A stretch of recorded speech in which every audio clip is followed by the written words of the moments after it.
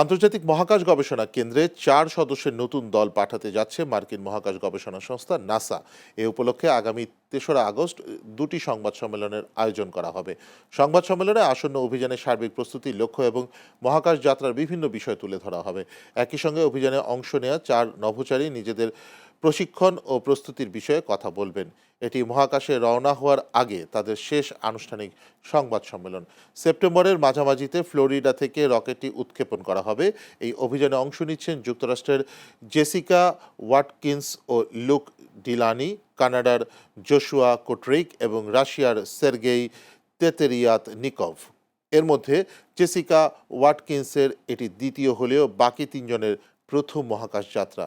মহাকাশ স্টেশনের নিয়মিত দায়িত্ব পরিবর্তন এবং বৈজ্ঞানিক গবেষণা কার্যক্রম সচল রাখতে এই অভিযান পরিচালনা করা হচ্ছে।